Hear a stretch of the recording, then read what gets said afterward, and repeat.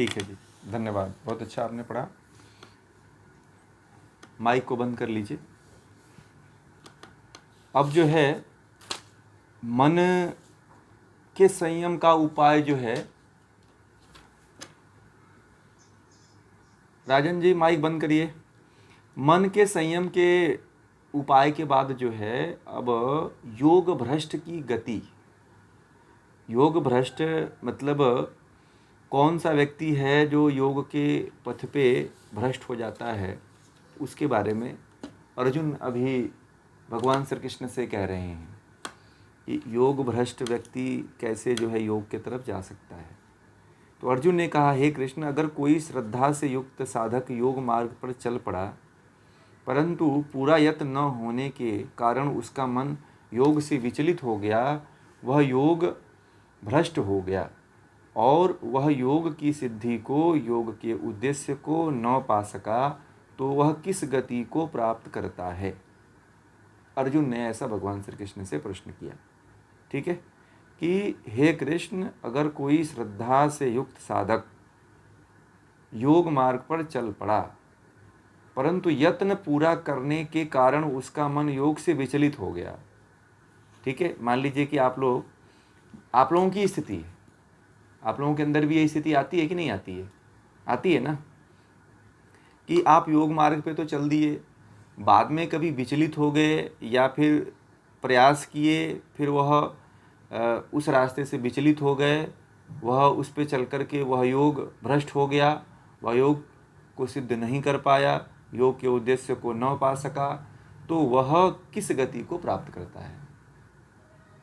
इसमें आप लोग भी ये प्रश्न पूछते हैं ना, कि जैसे मान लीजिए कि हम लोग मान लीजिए योग करते हैं, योग करते हुए बाय द वे हम लोग नहीं चल पाए, कहीं हम भटक गए, तो कहाँ पे पहुँचते हैं, किस जगह पे पहुँचते हैं, ये तमाम तरह के प्रश्न होते हैं कि नहीं होते हैं। तो जैसे अर्जुन के प्रश्न हैं, वैसे ही आम व्यक्ति के भी होते हैं, हमारे और आपके भी प्रश्न यही होते हैं।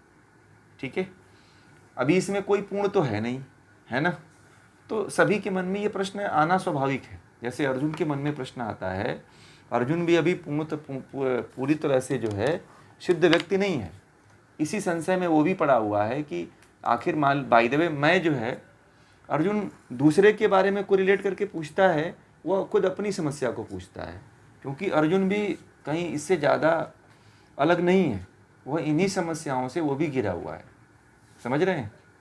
इसीलिए जो है वह इस बात को पूछ रहा है कि मान लीजिए हमने पूरा यत्न किया, हमने पूरा प्रयास किया और योग से विचलित कहीं बाई दबे हो गए, तो क्या वह योग भ्रष्ट हो गया, वह योग की सिद्धि को, योग के उद्देश्य को न पा सका, तो वो किस गति को जाएगा।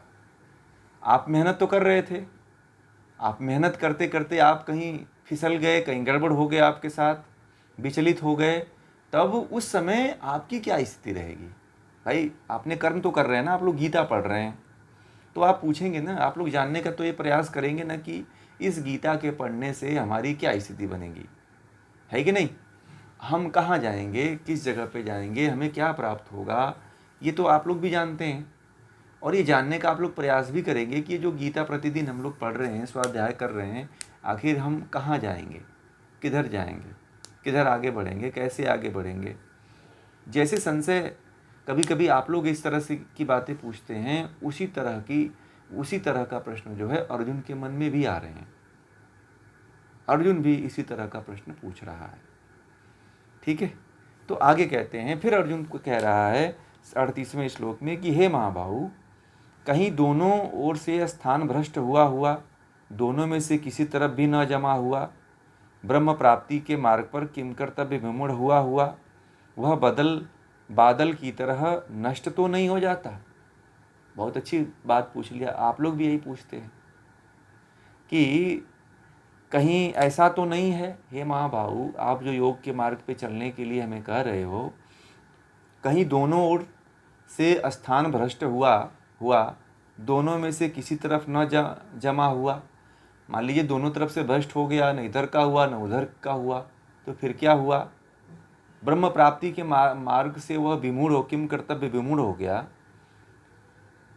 तो वह बादल की तरह नष्ट भ्रष्ट नहीं हो गया। अब जैसे बादल आकाश में छितर बितर हो जाते हैं, देखा होगा ना आप लोगों ने। बादल क्या होते हैं, टूट करके चारों तरफ फैल जाते हैं, कभी इधर कहीं इसका थोड़ा सा टुकड़ा मिलता है दिखाई देता है, कहीं इधर कहीं उधर कहीं उधर। तो क्या हम इस योग के मार्ग पर जब हम चलेंगे तो क्या मतलब किंग कर्तव्य विमूढ़ हो जाएंगे, मतलब अपने रास्ते से भटक जाएंगे, विमूढ़ हो जाएंगे। विमूढ़ से समझ लीजिए कि मतलब हम पागल हो जाएंगे, या हमें कुछ भी नहीं प्राप्त होगा या बहुत कुछ प्राप्त हो जाएगा, है ना। क्या ऐसा होने वाला है क्या? ये जो आप योग की बात कर रहे हो कि इस योग को अपनाओ, इस योग की तरफ जाओ, परंतु हम कहीं बादलों की तरह हमारी स्थिति तो नहीं हो जाएगी ना। कहीं हम ऐसे तो नहीं भटक जाएंगे जहाँ पे कुछ भी हमें ना प्राप्त हो। आप बातें तो बहुत अच्छी अच्छी कर रहे हो, परंतु ये ज्ञान की बहुत अच्छी अच्छी बातें दे रहे हो। आप लोग हमें भी कहते होंगे कि ज्ञान की तो बड़ी बड़ी बातें करते हैं, पता नहीं हम इस ज्ञान के द्वारा सफल हो पाएंगे कि नहीं हो पाएंगे। तो अर्जुन के मन में भी ये इस तरह का संशय उठा, और आप लोगों के अंदर भी कभी कोई नहीं जानता है कि कब आप लोगों के अंदर क्या प्रश्न उठ जाए, क्या संशय उठ जाए, है ना। तो ऐसे ही अर्जुन की तरफ उठा। तो कहते हैं कि जैसे बादल न बरसे तो आकाश में बना रहे, बरसे तो खेतों को लाभ दे, परंतु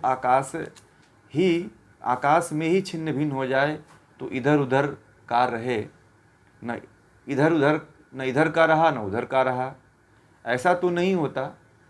क्या ऐसे मार्ग पर चल पड़ना जिसे मनुष्य पा न सके उचित है, या ऐसे मार्ग पर पग ही न धरे, इस मार्ग पे चले ही न। तो आप जिस मार्ग पे हमें कह रहे हो कि चलो, कहीं ऐसा तो नहीं हो गया कि बादल की तरह हम जो है छिटे जाएंगे, फैल जाएंगे इधर उधर, कहीं हम वितरित हो जाएंगे क्या? या फिर हम जो चल रहे हैं, क्या ऐसा तो कि फिर ऐसे मार्ग पे क्या हमें चलना? फिर नहीं चलने से बेहतर है कि न चलूं, चलने से बेहतर है कि न चलूं। इस तरह के अर्जुन के अंदर प्रश्न उठते हैं संशय वाले, कि इस मार्ग पे चलें तो पता नहीं हम मार्ग पे पहुंच पाएंगे कि नहीं पहुंच पाएंगे। इस प्रकार का संशय आप लोगों के अंदर भी उठता होगा कि ये ब्रह्म की बात करते हैं, आत्मा की बात करते हैं, पता नहीं हम ब्रह्म को जान पाएंगे, आत्मा को जान पाएंगे कि नहीं जान पाएंगे। ये प्रश्न आप लोगों के मन में भी उठता है, ठीक है। फिर आगे इस 39वें श्लोक में कहते हैं अर्जुन कि हे कृष्ण, इस मेरे संशय को तू बिल्कुल छिन्न भिन्न कर सकता है। तेरे बिना अन्य कोई इस संशय को छिन्न भिन्न करने वाला नहीं मिल सकता। अब जो है अर्जुन जो है भगवान श्री कृष्ण से कह रहे हैं कि हे अर्जुन, ये जो तेरे अंदर संशय है ना, ये जो आपके अंदर संशय, ये मेरे अंदर जो संशय है, इसको केवल आप ही दूर कर सकते हो। आप ही इस संशय को छिन्न भिन्न कर सकते हो। आप ही इस संशय को पूरी तरह से अलग कर सकते हो। तेरे बिना अन्य कोई इस संशय को कोई भी दूर नहीं कर सकता, मुझे ये पता है, क्योंकि तुम्हारे पास ही ये ज्ञान है, और ज्ञान से ही यह जो संशय है वह ज्ञान से ही दूर होगा। यदि मान लीजिए आप लोग ये गीता पढ़ रहे हो और आप लोगों ने अपने पूरे जीवन को लगा दिया, और फिर बाद में आपके कुछ दिन बाद आपके मन में विचार आया कि हम इस मार्ग पे तो चल रहे हैं, क्या हम इस मार्ग पे चल करके सफल हो पाएंगे? क्या इस मार्ग पे हम चल करके परमात्मा तक पहुंच पाएंगे? ठीक है जी।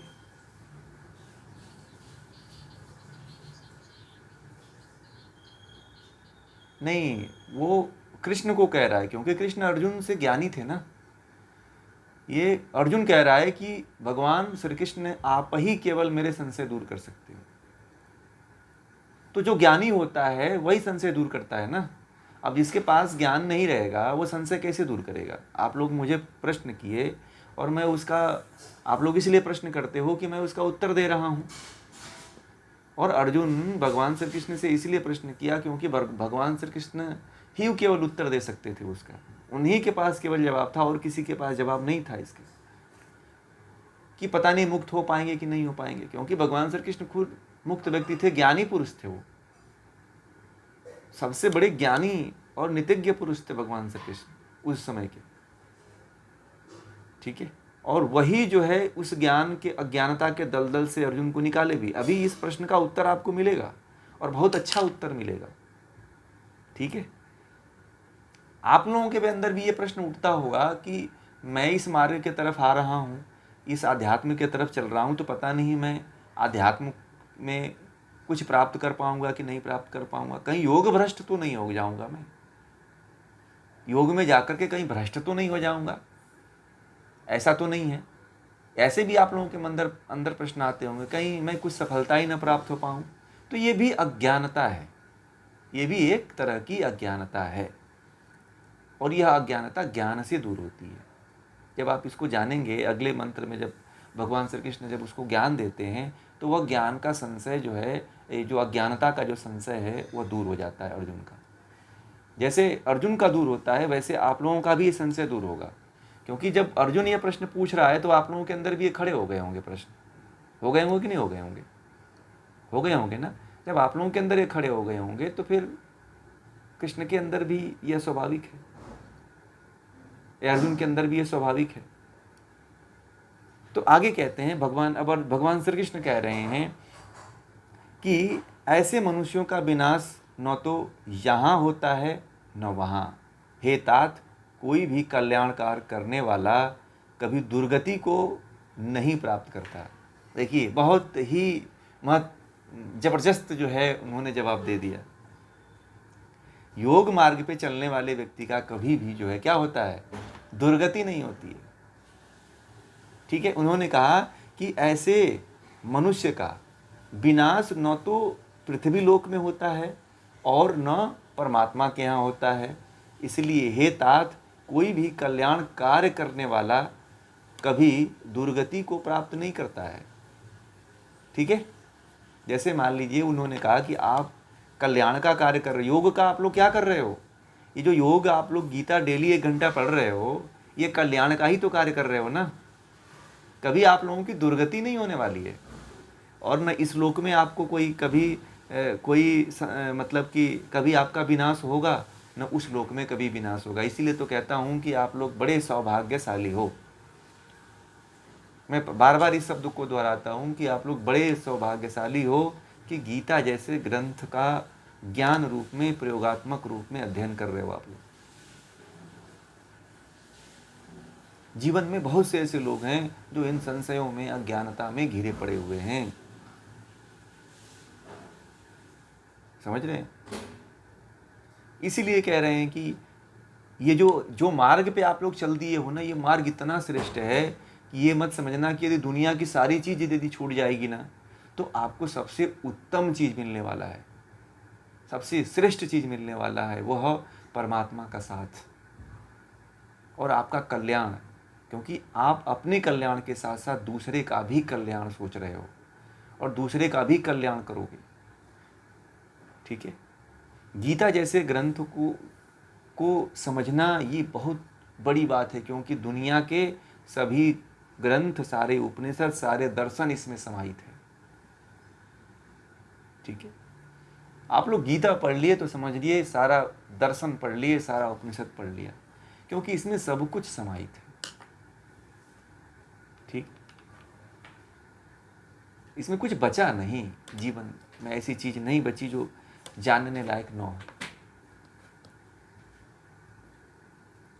इसलिए जिस मार्ग पे आप लोग चल रहे हो, ये कभी विनाश नहीं होगा। अर्जुन को ये संशय दूर हो गया, तुरंत दूर हो गया कि अरे तेरा, तू क्यों संशय कर रहा है, तू इतने उत्तम मार्ग पे चल रहा है कि तेरा कभी विनाश होगा ही नहीं, चाहे इस लोक में चाहे उस लोक में चले जाओ।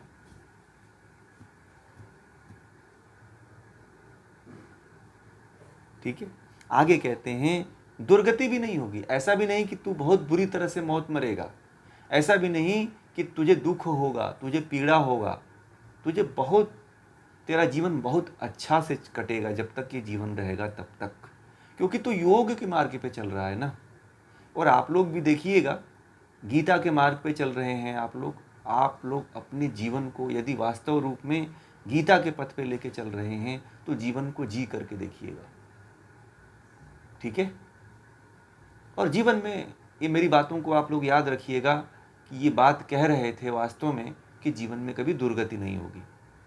नोट कर लीजिए इसको कि योग के पथ पे चलने से कभी हम लोगों की दुर्गति नहीं होगी।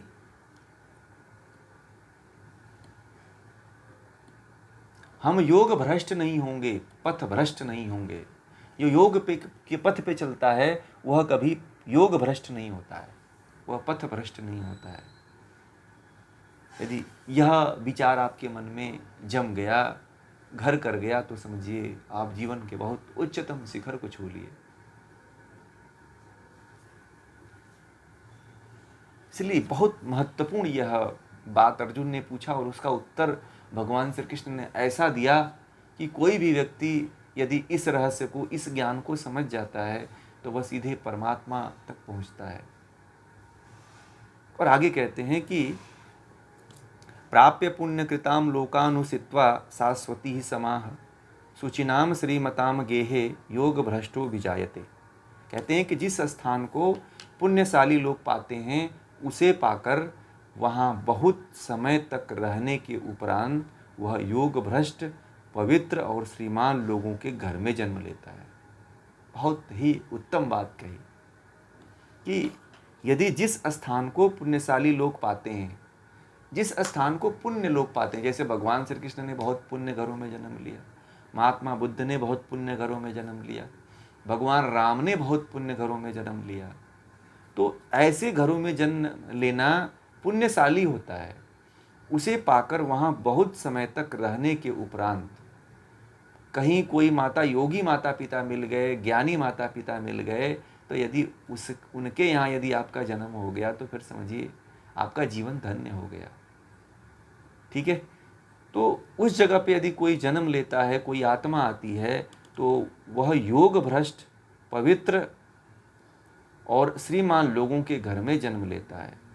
यदि वह मान लीजिए बाय द वे योग के पथ पे चलते हुए भ्रष्ट भी हो जाता है, तो वह व्यक्ति जो है कभी भी जो है उसकी गति नहीं होती है, दुर्गति नहीं होती है। वह जो है कहाँ जाता है, वह श्रीमान लोगों के घर में जन्म लेता है, अच्छे माँ बाप के घर जन्म लेता है। यदि योग मार्ग पे चलते हुए यदि आप लोगों की मौत भी हो गई ना, मृत्यु हो गई, किसी कारण से नहीं पूरा हो पाया योग, तो ये मत समझना कि ये कड़ी यहीं पे ख़त्म हो जाएगी, ये कड़ी आगे भी चलेगी। आप लोगों का जो जन्म होगा, अगला जन्म, वह जैसे राजा दशरथ और वासुदेव और देवकी जैसे घरों में होगा कि जहाँ से आप उत्तम माँ बाप, हनुमान जी जैसे, अंजनी के यहाँ जन्म होगा, जैसे कि वहाँ पे आप लोग जो जन्म होगा आपका, वह जन्म जो है उस जन्म को पा करके जो है आप लोग तप करके, ज्ञान लेकर के जल्दी ही मोक्ष को प्राप्त हो जाओगे। ऐसी भी व्यवस्था परमात्मा ने कर रखी है। इसलिए ये मत समझना कि हम लोग इस जन्म में ही मुक्त हो जाएंगे, नहीं, कई जन्म लगेगा मुक्त होने के लिए, और कई जन्मों का पुनर्जन्म की फिर से पुष्टि हो रही है। इस श्लोक से जो है 41वें श्लोक से पुनर्जन्म की पुष्टि हो रही है, इसको नोट कर लीजिएगा। ठीक है,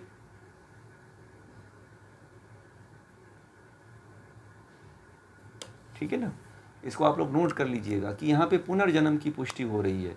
इसलिए आप लोग योग की, जैसे कि अभी किसी की उम्र ज़्यादा है, ठीक है, तो वो ये समझ रहा होगा कि हम क्यों योग के मार्ग पे चलें, पता नहीं अब क्या करेंगे। मैंने कई ऐसे बुजुर्ग लोगों को बोलता हूँ कि आप योग गीता सुनो, तो बोलते क्या करेंगे अब इस उम्र में सुन करके, जीवन हमने इतना खर्च कर दिया, अब क्या उस धर्म की तरफ जाना, छोड़ो, अब ऐसे ही बच्चों में जीवन काट लेंगे, ऐसे लोग बोलते हैं। तो उनको ये नहीं पता होता है कि जितना वो समय योग के मार्ग पे लगाएंगे, जितना वो समय इस मार्ग पे लगाएंगे, गीता वाले मार्ग पे लगाएंगे, जरूर उनको इसकी सफलता मिलेगी। इस जन्म में नहीं, अगले जन्म में, जहाँ पे अगर आपने ये योग का ज्ञान लिया हुआ है, तो भगवान की कृपा से भगवान आपको जो है किसी अच्छे माता पिता के घर जन्म उत्पन्न करेगा, श्रेष्ठ माता पिता के घर जन्म उत्पन्न करेगा, जहाँ पे आप केवल जो है ज्ञान को प्राप्त करके मोक्ष की तरफ बढ़ोगे, जहाँ पे आपको अवसर मिलेगा मुक्ति की तरफ जाने के लिए।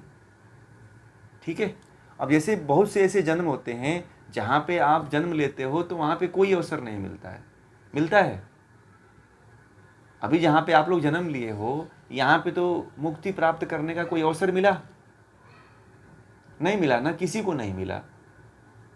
न ज्ञान मिला, पूरी अज्ञानता मिली, कमाओ खाओ जिंदगी, शादी विवाह कर लो, गुजारा करो, बस यही मिला ना। इसके अलावा कुछ मिला नहीं? मिला। तो जिंदगी बस इतने में ही सिमट के रह गई ना।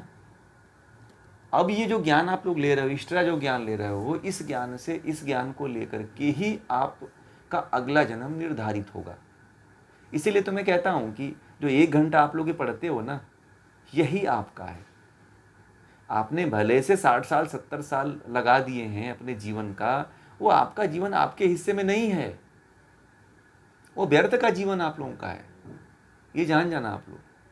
आप भले से बहुत बड़े बड़े चीज़ों को खड़ा कर रखा होगा आपने, बहुत बड़ी जायदाद बना दिया होगा, बड़ी चीज़ें स्थापित कर दिया होगा, परंतु वह केवल यहाँ पृथ्वी पर है और एक दिन नष्ट हो जाएगी। आप जो 1 घंटा जो यहाँ पे समय दे रहे हो ना आप लोग, यही समय और यही ज्ञान आपके जीवन में काम आने वाला है। इस बात को हैं,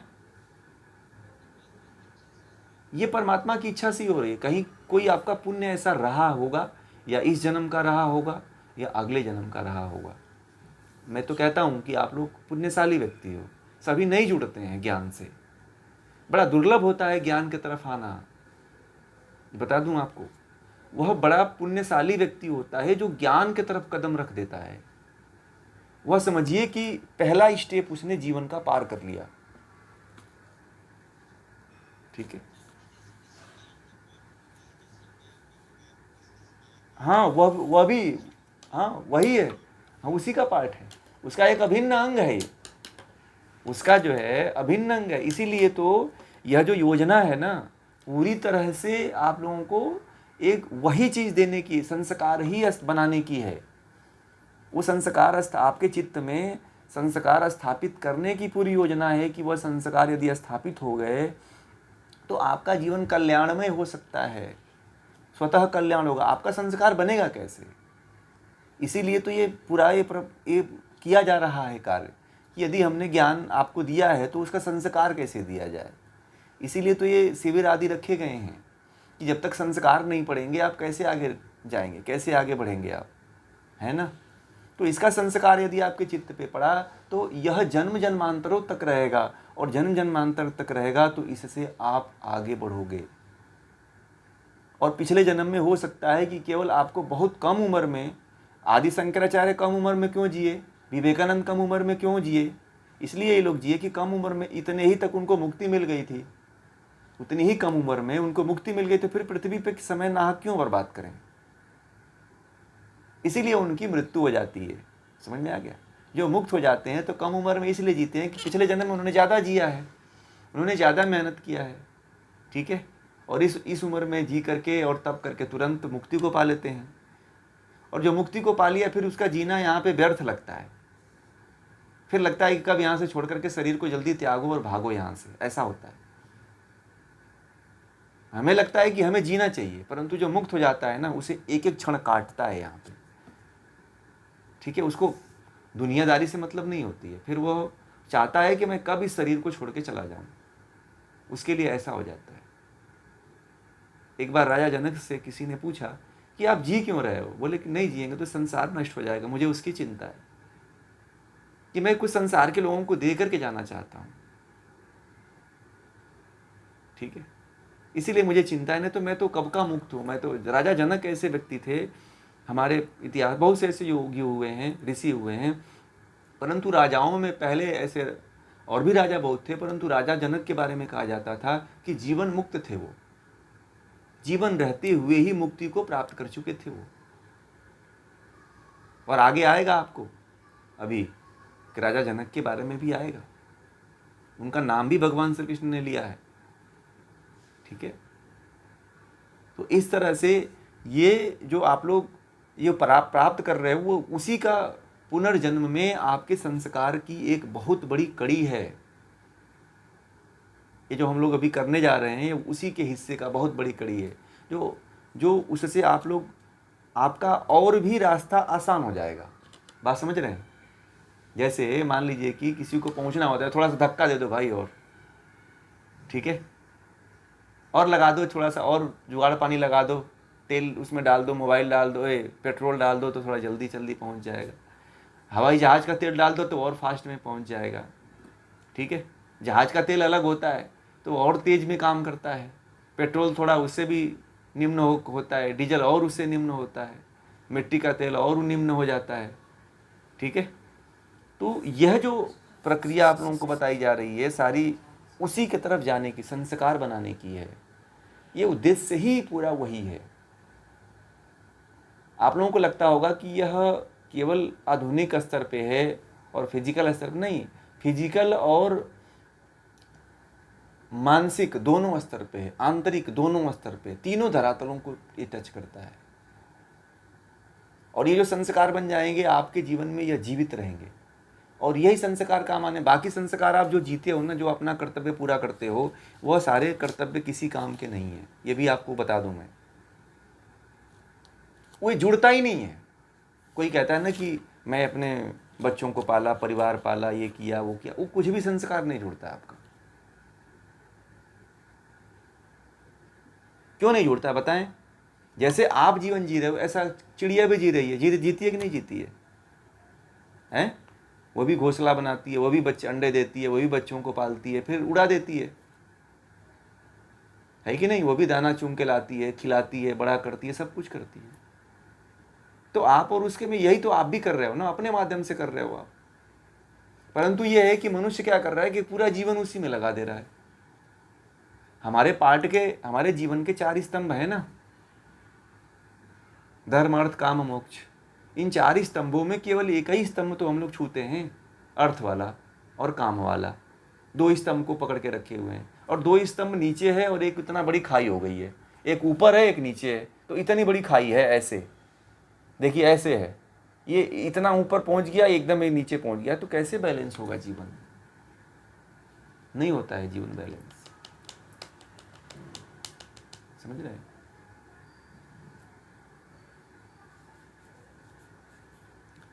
इसीलिए जो है भगवान श्री कृष्ण ने जो बातें कही, अजीब, बहुत महत्वपूर्ण बातें आगे भी कह रहे हैं कि अथवा योगिना में वो कुले भवती धीमताम ए तद्वि दुर्लभतरम लोके जन्म यदि दृशम।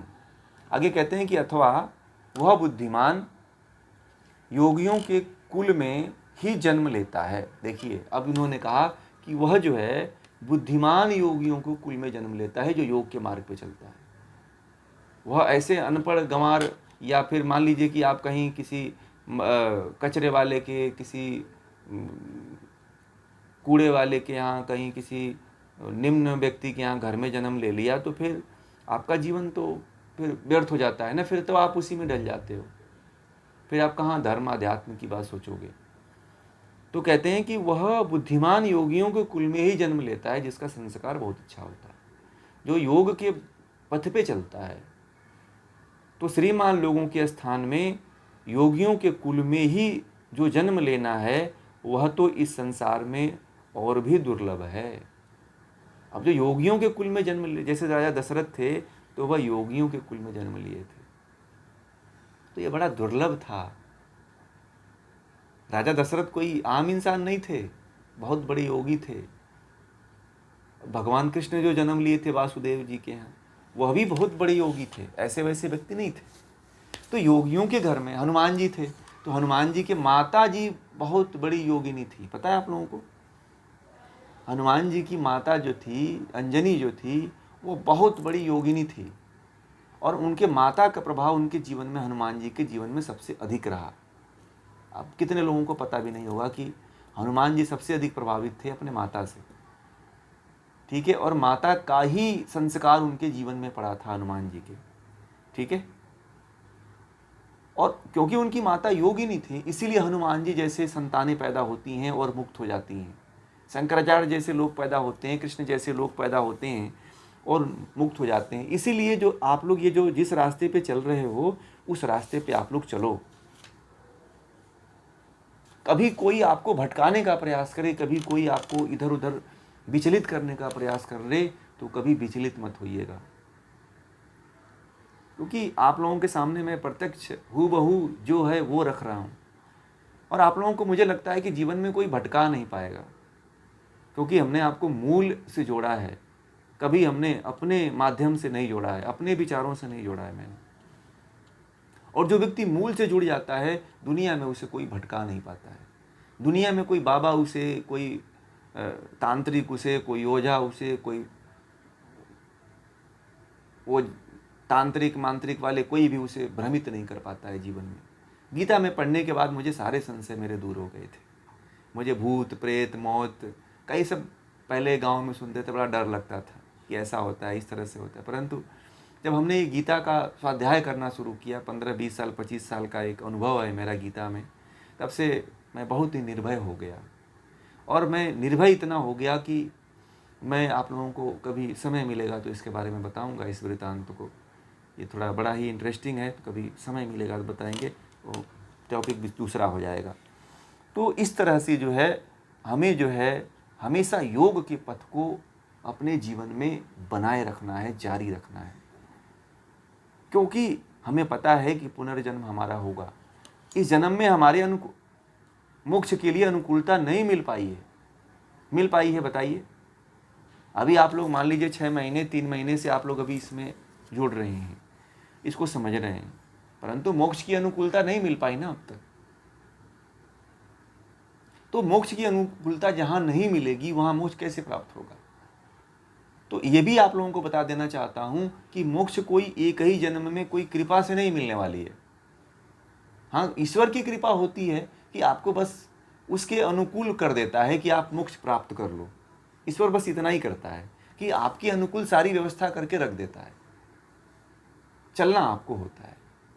ठीक है, वह चलाएगा नहीं, हाथ पकड़ के नहीं चलाएगा कि बाबा जी आएंगे हाथ पकड़ा पकड़ा करके आपको मोक्ष की तरफ लेके जाएंगे।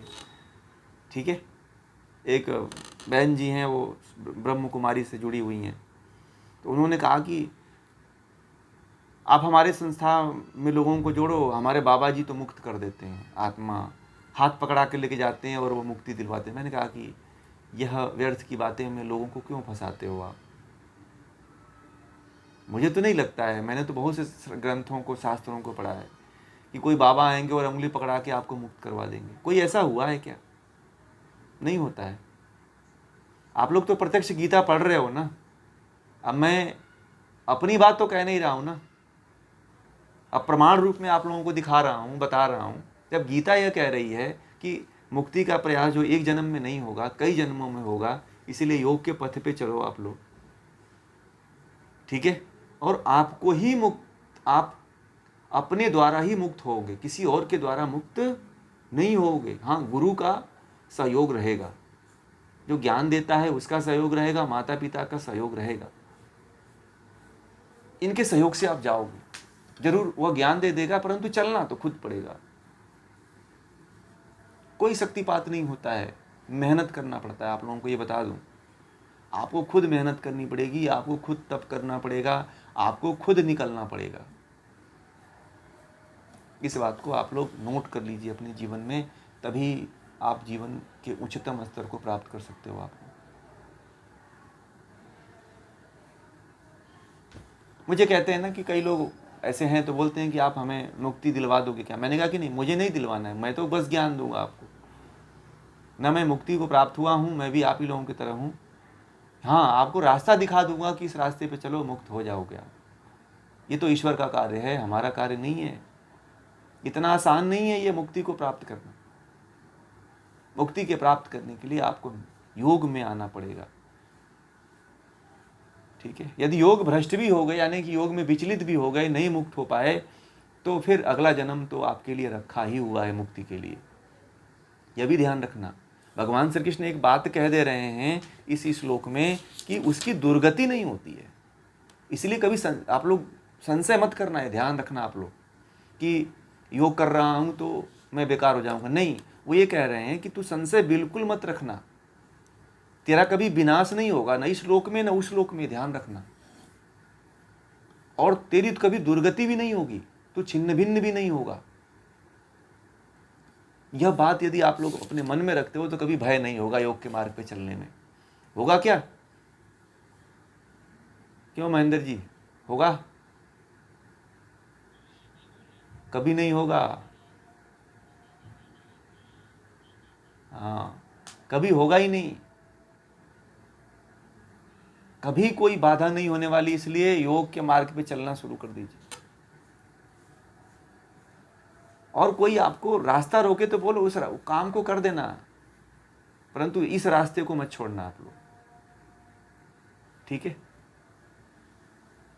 आप अपने जीवन में हर काम करते हुए इस काम को मत छोड़ना आप लोग, क्योंकि ये ऐसा मार्ग है जो आपके लिए है और आपका मार्ग है। ये मेरे लिए नहीं है कि मैं गीता पढ़ा रहा हूँ, मैं तो बहुत से ग्रंथों को पढ़ाता हूँ, ठीक है? मेरा काम ही है लोगों को इन रास्ते पे लाना। मैं उपनिषद पढ़ाता हूँ, हठ योग पढ़ाता हूँ, गीता पढ़ाता हूँ, रामायण भी शुरू करने वाला हूँ। तो मैं तो सभी ग्रंथों को लेके चलता हूँ। ये मत सोचिएगा कि अपने ग्रंथों में या मुझे अपने से जोड़ने के लिए ऐसा कह रहे हैं, ये भी मैं आप लोगों को बता देता हूँ।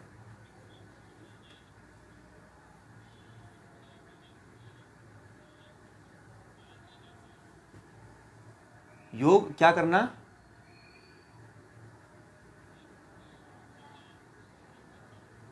योग मार्ग पे, हाँ, उस पे ज्ञान लेकर के उसको अपने जीवन में अनुभूत करना, प्रयोग करना।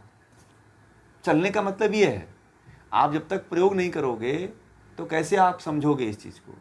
और प्रयोग का, योग के मार्ग पे चलने का एक ही उद्देश्य है, आत्मा की अनुभूति और परमात्मा की प्राप्ति, ठीक है? योग मार्ग का उद्देश्य यही है, और चलने का मतलब यही है कि मन बुद्धि से आप आसन का प्रयोग करके, मुद्रा का प्रयोग करके, बंद का प्रयोग करके आप उस मार्ग पर पहुंचो। एक ही उद्देश्य है कि सारे चीज़ों को उपयोग करके वहाँ पहुंचो। मतलब यह है कि गाड़ी से चलो, जाओ, बस से जाओ, चाहे साइकिल चला के जाओ, चाहे पैदल जाओ, किसी रास्ते से जाओ, वहाँ पे पहुँचो आप, ठीक है? जिनके पास नहीं है मर्सिडीज गाड़ी, वो पैदल चलें, थोड़ा धीमे धीमे पहुँचेंगे। और जो एरोप्लेन है जिनके पास, वो फ्लाइट पकड़ें। तो एरोप्लेन में तो वही बैठ सकता है जिसका संस्कार अच्छा हो।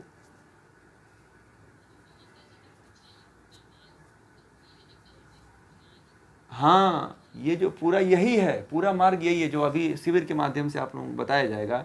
अष्टांग योग जैसे बताया जाएगा, यम, नियम, आसन, प्राणायाम, प्रत्याहार, धारणा, ध्यान, समाधि, ये योग के मार्ग हैं। ज्ञान योग है, कर्म योग है, भक्ति योग है, सब जो आएगा यही योग के मार्ग है, ठीक है ना? इसी मार्ग पे चलना है, जो इतने दिन से कहते हैं निष्काम कर्म करिए आप लोग, ठीक है?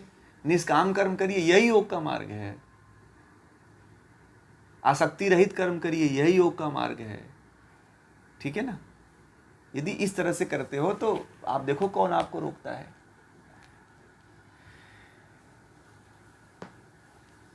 इस ज्ञान पे चलना कोई छोटी बात नहीं है। चलने वाला व्यक्ति के अंदर वो झलकता है, दिखता है। आपका व्यवहार बदल जाता है, आपकी वाणी बदल जाती है, आपके रहन सहन बदल जाते हैं, सब कुछ परिवर्तन हो जाता है आपके जीवन में, ठीक है ना? तो इस विषय को फिर यहीं पे पूरा करते हैं। आज केवल जो है 42 श्लोक तक रहने